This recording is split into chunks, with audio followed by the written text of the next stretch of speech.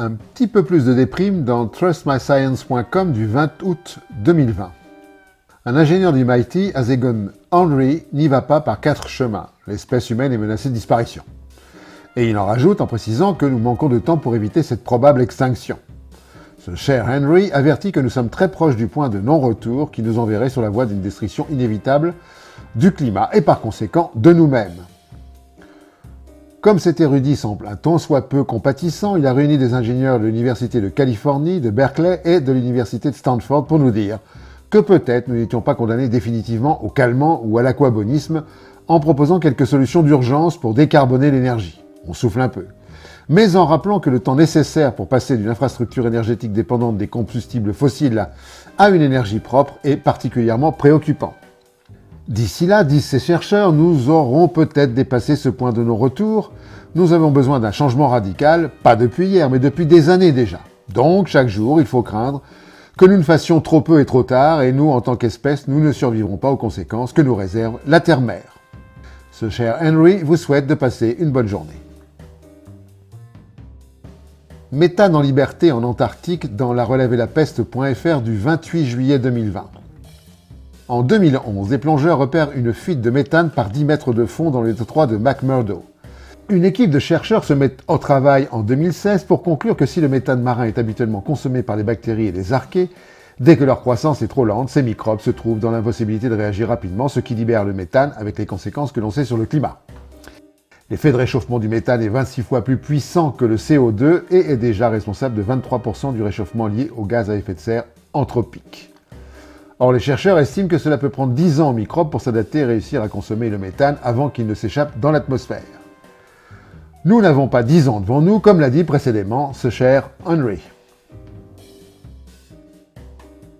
Les forêts en Europe, une impensable hécatombe dans le terrien.fr du 14 août 2020. 40%, vous avez bien lu et entendu, 40% des espèces d'arbres seraient menacées d'extinction en Europe. La vitesse du bouleversement est telle qu'on n'arrivera vraisemblablement pas à enrayer ce déclin. Pendant que les esprits sont captés par la Covid et ses péripéties, les chercheurs sont ébahis de l'indifférence générale. Fin juillet 2019, Le Monde consacrait déjà une enquête à ce phénomène alarmant. Voilà ce que déclare Hervé Cochard, le directeur de la recherche à l'INRA de Clermont-Ferrand.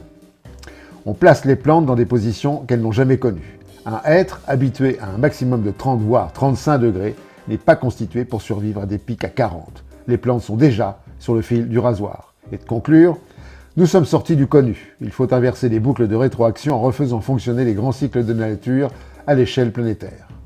Mais, nous dit Dear Henry, le temps nous manque. Risque fort de noyade d'ici 2050 dans l'écris.fr du 6 septembre 2020. Un article publié dans Nature Communications par des scientifiques de Climate Central prédit que d'ici 2050, 150 millions de personnes vivent maintenant sur les terres qui se retrouveront en dessous des zones de pleine mer si le réchauffement est contenu à 2 degrés et si les calottes glaciaires ne s'effondrent pas dans un avenir proche. Si ces deux conditions ne se réalisent pas, ce sont 300 millions de personnes qui seront touchées. Les pays les plus touchés seront la Chine, le Bangladesh, l'Inde, le Vietnam, l'Indonésie, la Thaïlande, les Philippines et le Japon. L'étude indique par exemple que dès 2050, la majeure partie du Sud-Vietnam pourrait disparaître à marée haute, ce qui mettrait 20 millions de personnes sous l'eau. L'étude, pour rester optimiste, nous rappelle qu'il y a 110 millions de personnes dans le monde qui vivent sous le niveau de la mer, derrière des digues. La question du cher Henry reste pertinente. Aurons-nous le temps, en admettant un miracle du type, les dirigeants ont pris conscience du danger. La voiture électrique, le Graal des écolos des villes, dans institutnr.org du 9 juillet 2020. Le World Materials Forum a classé le cobalt en rouge vif, du fait d'un risque de rupture d'approvisionnement. Le cobalt est le composant des batteries des voitures électriques, entre 5,5 et 11 kg par batterie. Selon la Commission européenne, la demande mondiale en cobalt pourrait potentiellement tripler au cours de la prochaine décennie. Un rapport de l'ONU indique que la majeure partie du cobalt provient de la République démocratique du Congo.